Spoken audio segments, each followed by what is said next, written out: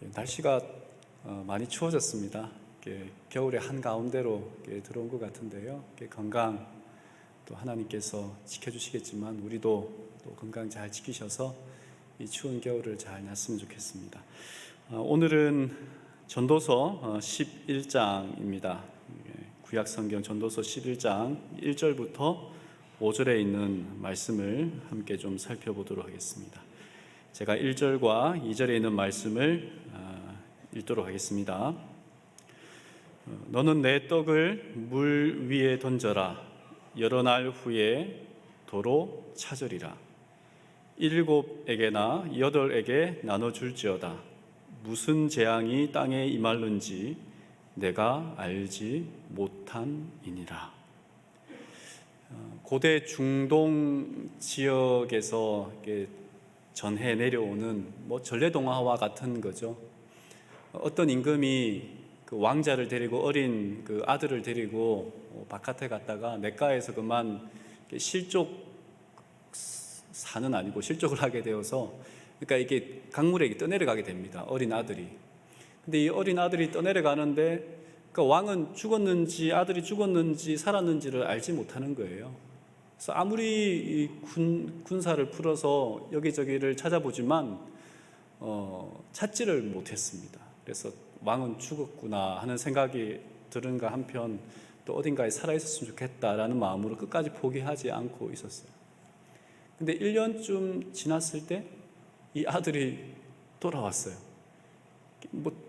전래동화니까 돌아왔어요. 1년 만에 돌아왔는데 너 어떻게 살았니? 라고 했더니 아니 자기가 물에 떠내려가다가 어느 모래 섬이라고 해야 될까요? 모래섬에 이렇게 이제 혼자 살게 되었는데 눈을 떴는데 거기는 먹을 게 아무것도 없더래요. 먹을 식물이 아무것도 없는데 아침마다 이렇게 그 강으로 그 가죽 부대가 하나 내려오는데 거기에 하루 먹을 만치의 양식이 이렇게 떠내려오는 겁니다. 근데 그래서 그 이름이 그 가죽 부대에 항상 이름이 써져 있었는데 모하메드 핫산이라고 하는 이름이 써져 있었대요. 그래서 왕이 수소문을 해서 이 모하메드 핫산을 찾습니다. 너는 왜 그렇게 했냐? 너 때문에 우리 아들이 살았는데 너는 왜 그렇게 했냐? 그랬더니 자기가 할아버지 때도 아버지도 늘 들려주는 이야기가 이거였답니다. 내 식물을 물에 띄워봐라. 그러면 내가 도로 찾으리라 라고 하는 이 이야기를 듣고 그것이 진짜인지 아닌지 늘 궁금해서 매일같이 그 할아버지가 이야기했고 아버지가 들려주었던 그 이야기대로 그 강물에다가 이게 하루치의 식물을 늘 이렇게 띄워봤다는 거예요. 그런데 왕의 아들이 그 식물을 먹고 살았다니 정말이었군요 라고 하는 그 속담입니다. 아마 여기에 나오는 이야기가 이 솔로몬이 이 전도서를 11장에 기록하고 있는 이야기가 아닐까 하는 생각을 해봅니다. 근데 이게 세번역 성경으로 이게 11장 1절과 2절을 읽으면 이렇게 번역되어 있어요. 돈이 있으면 무역에 투자하여라. 여러 날 뒤에 너는 이윤을 남길 것이다. 이 세상에서 내가 무슨 재난을 만날지 모르니 투자할 때에는 7이나 8부로 나누어 하여라. 이 주석서를 살펴보면 이 11장 1절과 2절에 있는 내용이 그러니까 몇 가지 의견이 있는데 크게는 2가지예요. 하나는 투자해라. 투자해야 반드시 이윤을 남긴다라고 하는 어떤 이론이 있는가 하면 그러니까 그도 그럴 것이 그 당시 해상무역이 이렇게 굉장히 이렇게 성행했던 그런 때에 물 위에 식물을 던져라라고 하는 것은 이렇게 해상무역을 의미하는 것이다 라고 이야기할 수도 있겠습니다. 그런데 이 첫 번째 해석에 있어서 문제가 되는 것은 뭐냐면 전도서가 1장 1절부터 헛되고 헛되니 모든 것이 헛되다라고 말하고 그 다음에 이 인생의 의미가 이윤을 남기는 것보다 의미를 남기는 것이 더 중요하다라고 이야기했는데 갑자기 결론 부분에 거의 다 다가와서 무역, 투자를 해라라고 하는 말이 맞는가? 그래서 재림교회 주석도 그렇고 대부분의 주석은 또 다른 해석에 아마 의미를 더 둡니다. 그건 뭐냐면 그 물을 식물에 이렇게 흘려보내라라고 하는 것은 뭐냐면 구제, 남을 돕는 자선의 행위를 의미하는 것이라는 거죠. 그 이집트 속담에 아까 이야기와 동일한 건데, 선행을 하고 그것을 물속에 던져라. 내가 목마를 때 너는 그것을 발견하게 될 것이다 라고 하는 고대 이집트의 속담이 있다고 합니다. 그렇다면 이 이야기는 미루어 짐작해 보건대, 그러니까 주석들도 이것일지 저것일지 모르지만, 근데 제가 볼 때도 의미상 전도자가 이야기하고 있는 의미를 본다면 투자에 대한 의미보다는 어떤 남에게 선을 베푸는 것에 대하여 이야기하는 것이 더 합당하다라고 이야기가 생각이 듭니다. 근데 2절에 7에게나 8에게 나눠 줄지어다. 물론 이게 이제 투자라는 의미로 해석한다 그러면 분산 투자죠, 그죠? 하나에 이렇게 올인하는 것은 위험성이 있으니까 여기 조금 저기 조금 이렇게 오늘날의 그 투자가들이 하는 것처럼 말입니다. 근데 자선의 의미라면 좀 다르게 생각해 볼 수 있겠습니다. 7이나 8이라고 하는 의미는 그 유대인들에게 있어서는 어떤 일을 할 때의 한계선입니다.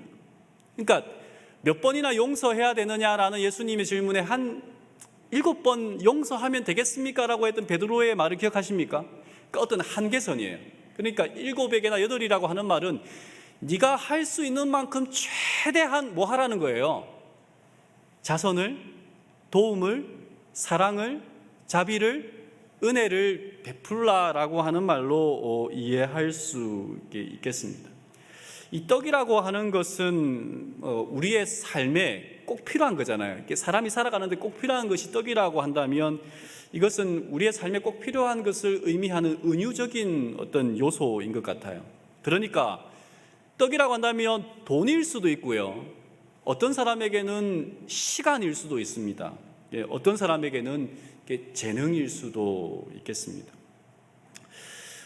마태복음 25장에 어떤 임금이 이렇게 말합니다. 25장 34절에 그때 임금이 그 오른편에 있는 자들에게 이르시되 내 아버지께 복 받을 자들이여 나와 창세로부터 너희를 위하여 예비된 나라를 상속받으라.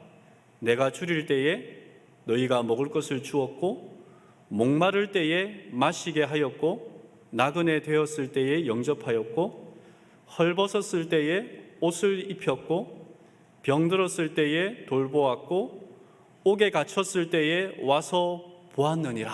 이렇게 이야기해요. 그랬더니 의인들이 뭐라 그러냐면 제가 언제 당신에게 먹을 것을 주고 옷을 주었으며 도움을 주었습니까? 라고 말했을 때에 이 임금이 이렇게 말합니다. 임금이 대답하여 이르시되 25장 40절에 내가 진실로 너희에게 이르노니 너희가 여기 내 형제 중에 지극히 작은 자 하나에게 한 것이 곧 내게 한 것이다 라고 이렇게 이야기를 했단 말이에요. 그러니까 내가 가지고 있는 것을 가지고 누군가를 도와주는 것이 곧 누구에게 한 것이다 라고 이야기한 거예요. 하나님께 한 것이다 라고 이야기를 했단 말이에요. 여러분, 우리가 남에게 우리가 가지고 있는 것을 주어야 할 이유가 무엇일까요? 그러니까 전도자가 하는 말은 우리의 삶에 여러 가지 것들을 이야기하면서 오늘은 네가 가지고 있는 것을 누군가에게 가능한 대로 다 주면 좋겠다. 시간이든 재능이든 돈이든 친절이든 무엇이든 말입니다. 그 아브라함 조슈아 헤셀이라고 하는 랍비가 이런 말을 했습니다. 절망을 피하는 유일한 길은 자신을 목적으로 세우는 대신에 필요한 존재가 되는 것이다.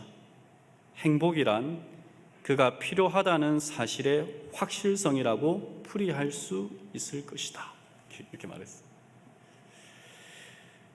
절망을 피하는 유일한 길은 자신을 목적으로 삼지 않고 남에게 뭐 하는 사람이요? 도움이 되는 사람으로 살아가는 것. 우리에게는 시간 속의 지성소라고 하는 이름으로 이제 번역된 이 헤셀의 책을 봤을 텐데 요즘은 이제 시중에 가면 안식이라고 하는 이름으로 나오는 동일한 영문본을 이렇게 이제 번역한 건데 여기에 이런 말도 있었어요. 시간의 영역에서는 소유가 아니라 존재가, 움켜짐이 아니라 내줌이, 지배가 아니라 분배가, 정복이 아니라 조화가 목표이다. 공간을 지배하고 공간의 사물을 획득하는 것이 우리의 관심사가 될 때 삶은 망가지고 만다. 그 다음 이 말이 오늘 굉장히 저는 인상적이었습니다. 행복은 노동을 사랑하는 데 있고 불행은 이득을 사랑하는 데 있다. 그러니까 내가 뭔가를 소유하고 누군가에게 베푸는 것이 아니라 내 것이라고 하는 것에 어떤 집중되어 있을 때 그때 인간은 뭐 한다고요? 불행한다는 거예요. 그러니까 전도자의 이 말은 네가 행복하게 하기 위하여 너의 삶에 의미가 있고 뭔가 삶이 윤택해지기 위해서는 뭐 하라는 거예요? 너의 떡을 물 위에 흘려보내라 라고 하는 이 말을 하고 있다는 것입니다. 여러분, 지금 누군가는 나를 필요로 할 거예요. 뭐 나의 도움이 필요할 수도 있고 때로는 내가 옆에 있어 주는 것만으로도 좋을 수 있습니다. 누군가는 자기의 하소연을 들어주는 것일 수도 있고요. 사람은 누군가의 도움 없이는 살아갈 수 없는 존재라는 사실을 우리는 너무나 잘 알고 있습니다. 좋은 책을 읽지 않으면 나쁜 책을 읽을 가능성이 많습니다. 합리적으로 생각하는 것을 멈추면 사람은 굉장히 불합리하게 생각하게 되어 있습니다. 누군가에게 도움을 주지 않는다면 반대로 오직 나만 생각하며 살아갈 가능성이 많습니다. 시대 소망에 있는 말씀은 이렇습니다. 20쪽에 사람의 이기적인 마음 외에 자기를 위하여 사는 것은 하나도 없다. 공중을 가로지르는 새나 땅 위에 기어다니는 동물로서 어떤 다른 생물에게 봉사하지 않는 것은 하나도 없다. 이 같은 책 21쪽에 이렇게 말합니다. 우리는 주는 것이 우리 하나님의 영광임을 안다 그랬어요. 이 세상에 존재하는 것 가운데 하나님이 만드신 생명체 가운데 자기 자신을 위하여 사는 것은 아무것도 없대요. 남을 위하여 누군가를 위하여 주는 삶을 살아가는 것이 뭘 아는 거라고요? 하나님의 영광, 그러니까 하나님 자신을 아는 거라 그랬어요. 그 박노해 시인이라는 그 사람을 이렇게 아는 분이 많을 텐데 이분이 이제 이렇게 어떤 옥고를 치르고 난 다음에 여기저기 해외 여행을 세계를 이렇게 떠돌아다니면서 사진을 찍고 글을 쓰는데 사진전을 했던 걸 책으로 이렇게 냈습니다. 이 다른 길이라고 하는 제목의 어떤 그 박노해 어떤 사진 에세이인데요. 여기에 63쪽에 한 사진이 이렇게 제 마음을 탁 사로잡았는데 이렇게 벌거숭이 이렇게 제목은 뭐냐면 벌거숭이 아이들입니다.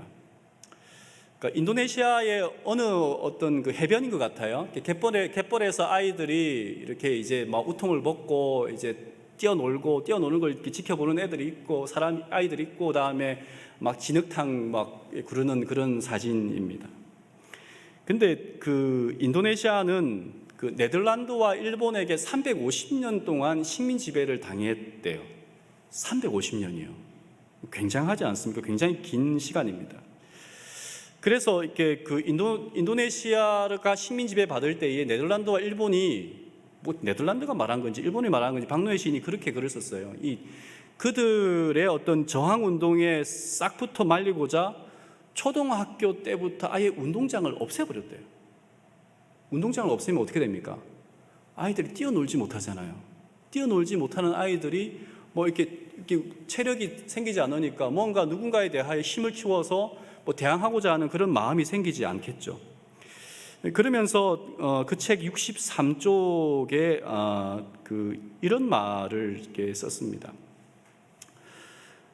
독립 저항의 주체인 몸 자체를 전족해 버리는 것이었다 이렇게 말했어요. 그러니까 운동장을 없애고 그 아이들로 하여금 전족이 뭔지 아시죠? 중국 그 남쪽 아마 그 남쪽일 거예요. 베트남과 가까운 지역의 그 남쪽의 지역으로 제가 알고 있는데 운남성 그쪽인 걸로 알고 있는데 거기에 이제 여자들의 발을 이렇게 묶어 가지고 발이 10cm 이상 자라지 않도록 이렇게 꽉 이렇게 짜면 그러니까 발이 크지 못하면 여자들이 뭐 못합니까? 멀리 도망을 못 가죠. 도망을 못 가면 결국은 남자에게 기속되어진 그 전족이라는 거예요. 자유를 뺏어버리는 거죠. 그런 것처럼 어떤 사단이 우리의 마음을, 우리의 생각을, 우리의 어떤 행동, 반경, 사고를 전족해버리는 게 뭘까? 그건 극히 나를 위해 살아, 널 위해 살아, 너를 위해 살아가고 너의 행복을 위하여, 너의 소유를 위하여, 너의 기쁨을 위하여, 너의 즐거움을 위하여, 다른 건 다 필요 없어, 너를 위하여 살아가라라고 하는 것이 어쩌면 우리의 삶을 뭐 해버리는 거예요? 전족해버리는 거다라고 이렇게 이야기를 할 수 있을 겁니다. 삶의 반경을 나로 두면서 말입니다. 우리는 내적으로 뭐 하기 원하냐면 개혁되어지기를 원하고, 신앙의 부흥이 일어나기를 원하고, 우리의 가슴이 뜨거워지기를 원하고, 우리의 삶이 전과는 다른 그런 삶이 되기를 원합니다. 그죠? 그런 원함이 우리에게 있단 말이에요. 그런데 어쩌면 거기에 대하여 이 전도자가 들려주는 이 말씀은 의미가 있다라고 생각을 합니다. 시간이 지난다고 해서, 내가 영적인 열망이 있다고 해서 우리가 영적으로 어떤 개혁되어진다든지 혹은 어떤 우리의 생각이 뭐 넓어진다든지 그렇지는 않은 것 같아요. 우리의 식물을 물에 던지는 일이 있지 않으면, 우리의 식물을, 우리의 재능을, 우리의 시간을 나누어 주지 않으면 결코 우리는 뭐 하지 못한다고요? 찾지 못한다라고 이야기합니다. 찾지 못한다. 사람의 이기적인 본성이 가득한 존재잖아요.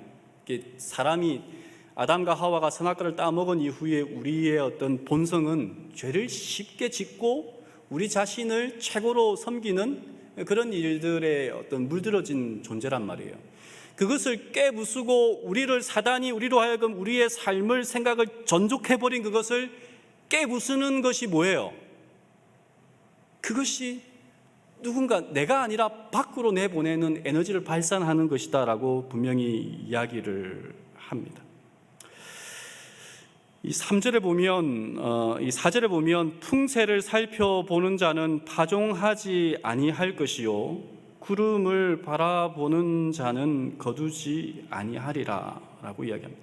3절은 불확실한 것에 대하 이야기하고 있고, 4절은 이렇게 그 고대 팔레스타인에서는 바람이 거의 불지 않는 날에 파종하는 것이 가장 농사를 잘 짓는 사람들의 방법이었어요.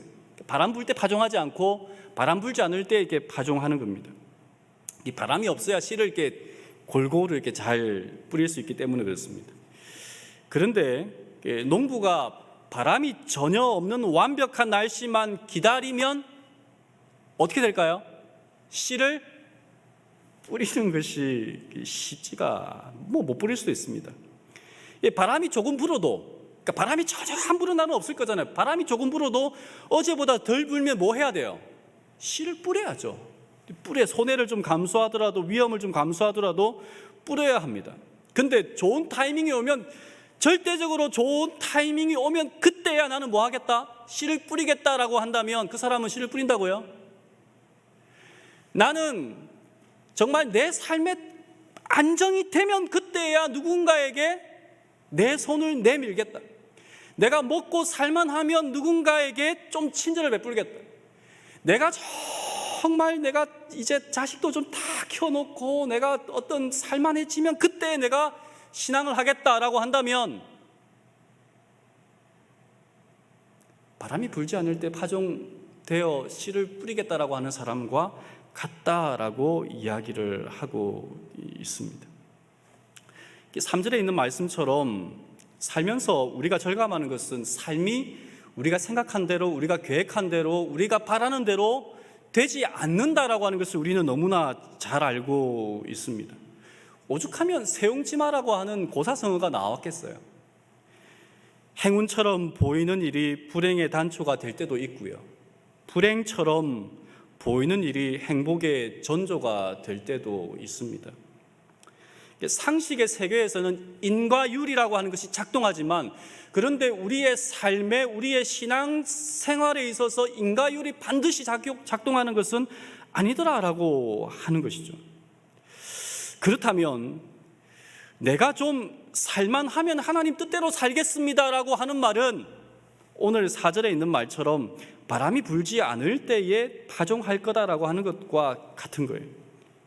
교회 정원 3권에 보니까 333쪽에 이렇게 말하고 있습니다. 진리를 믿고 순종함으로 그들은 오늘의 의무와 시련을 넉넉히 감당할 만한 은혜를 받게 될 것이다. 그대에게는 내일을 위한 은혜가 필요되지 않는다. 그대는 다만 오늘에만 관계하고 있다고 생각하여야 할 것이다. 오늘을 위하여 이겨라. 오늘을 위하여 자기를 부정하라. 오늘을 위하여 깨어서 기도하라. 오늘을 위하여 하나님 안에서 승리를 거두어라. 이렇게 말합니다. 내일 나는 신앙 잘할 거야. 아니, 내년에는 잘할 거야. 연말 다 다가왔네. 이제 12월도 2주밖에 남지 않았네. 올해는 그냥 이렇게 살고 내년 1월 1일부터 하나님 앞에 헌신할 거야 라고 말하는 게 맞다고요? 내가 지금은 헌신하지 못하는데, 내가 지금은 정직하지 못하는데, 내가 조금 더 상황이 나아지면 정직해질 거야. 시간에도 돈에도 뭐에도 다 정직해질 거야. 맞는 말이에요? 맞지 않다는 거예요. 오늘 우리에게 주어진 시간, 여러분 3절에 이렇게 말하잖아요. 바람이 불면 나무가 남쪽으로 쏠릴지 북쪽으로 쏠릴지 몰라요. 모르는 거가 예측할 수 없다는 거예요. 그렇다면 오늘 나에게 주어진 기회를 뭐 해야 되는 거예요? 살려야 하는 거예요. 그것이 무엇이든 말입니다. 때로는 성령께서 우리의 마음속에 우리의 음성으로 들려오는 어떤 세미한 음성이 있습니다. 그래. 그런데 그 결심이 조금 지나서 지금은 아닌 것 같아. 잠깐만. 5절의 말씀을 보면 바람의 길이 어떠함과 아이 벤 자의 태에서 뼈가 어떻게 자라는 것을 네가 알지 못함 같이 만사를 성취하시는 하나님의 일을 네가 알지 못하느니라. 저는 아침에 씨를 뿌리고 저녁에도 손을 거두지 말라. 이것이 잘 될는지 저것이 잘 될는지 혹 둘이 잘 될는지 알지 못함이니라. 5절 6절에 반복되는 말이 있어요. 알지 못한다라고 하는 말이에요. 우리는 우리의 삶을 안다고 생각하지만 우리는 우리의 삶을 뭐 하지 못해요? 알지 못해요. 절대로 우리의 삶을 알지 못해요. 이렇게 하면 예측될 것이라고 생각하지만 지난주에도 얘기했지, 인생에는 공식이 없어요. 정확한 공식에 대입해 본들 사람마다 다 답이 달라요. 다 다르단 말이에요. 그래서 알지 못한다. 그래서 여러분, 인간이 우리가 우리의 인생을 알지 못한다 하면 우리가 우리 자신의 삶도 알지 못하는데 하나님을 알 수 있습니까? 그러니까 하나님은 알의 대상이 아니라 하나님 믿음의 대상이라고 얘기하잖아요. 때로는 이 오만에 빠진 우리들이 이렇게 이야기합니다.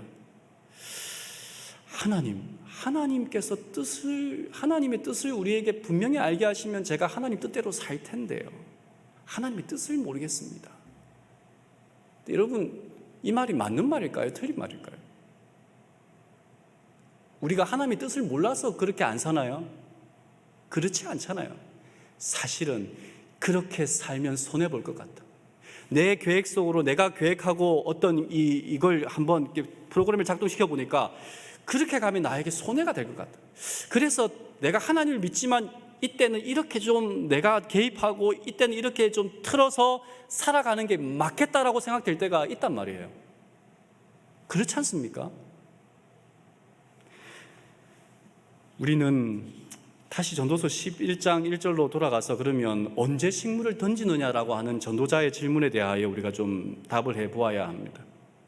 이 때 문제에 글쎄, 아이가 좀 더 크면 제가 신앙을 잘할 수 있지 않을까? 글쎄, 제가 나중에 퇴직하면 잘할 수 있지. 아니, 제가 조금 더 이제 모든 것이 다 이제 관련 없으면 잘하지 않을까요?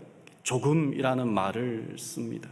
근데 오늘 본문의 표현대로 바람이 그치기를 기다리고 구름이 그치기를 기다린다면 그것이 우리의 버릇인데, 그렇게 된다면 그때가 가장 좋은 때가 올까요? 어른들이 늘 하는 말이지, 우리의 인생의 가장 좋은 때는 언제다? 지금이다. 그래서 바울은 고린도 후서 6장 2절에 보라 지금은 은혜 받을 만한 때요, 보라 지금은 구원의 날이로다 라고 이야기를 하십니다. 지금이에요. 지금. 도전하는 사람이 있고 예측과 상식으로 살아가는 사람이 있습니다. 믿음도 그렇습니다. 믿음 생활도 그런 것 같아요. 도전하는 사람이 있고요, 그 믿음을 실험해보는 사람이 있고, 그냥 예측과 상식대로 이렇게 걸어갔을 때 이렇게 된다라고 하는 어떤 예측과 상식대로 살아가는 사람이 있습니다. 그럼 예측과 상식대로 살아가는 사람, 비가 오면 안 되겠네, 혹은 뭐 내일이 내 날이겠어? 혹은 뭐 이런 말들인 거죠. 결국 우리의 선택은 둘 중에 하나입니다. 상황의 완벽함, 환경의 완벽함, 내가 바라는 모든 어떤 기준이 채워지는 완벽함을 기다릴 것인가? 아니면 모든 것이 완벽한 하나님을 기대할 것인가? 둘 중에 하나예요. 상황의 완벽함이 어쩌면 오늘 이 상황보다 더 완벽한 내 믿음의 어떤 믿음을 발휘할 시기가, 혹은 내가 누군가를 도와줄 시기가, 혹은 누군가를 용서할 시기가, 혹은 누군가를 사랑할 때가 지금보다 더 나은 때가 오리라는 법은 없어요. 그런데 오늘이 아니라고 생각하면 기다려야 되는 거죠. 그런데 설령 지금이 내 때가 있어서, 나의 삶의 때에 있어서 가장 안 좋은 때라 할지라도 모든 것을 합력하여 선으로 인도하시는 분이 하나님이란 사실을 믿는다면, 내가 완벽한 것이 아니라 완벽한 하나님이 내 삶을 개입하시고 도와주신다는 사실을 믿는다면 우리는 뭘 해야 되겠어요? 오늘 내가 뭘 해야 되겠느냐 하는 말입니다. 부족함이 있고 실수가 있어도 하나님을 신뢰하는 그 사람, 5절 후반부에 하나님의 일을 네가 알지 못하느니라 라고 말을 합니다. 그래서 5절은 모든 일은 하나님께 있으니까 된다 안 된다 생각하며 살지 말라는 거예요. 1 더하기 1이 2가 되면 되겠는데 1 더하기 1이 2가 안 될 때가 많아요. 1도 안 될 때가 많이 있단 말이에요.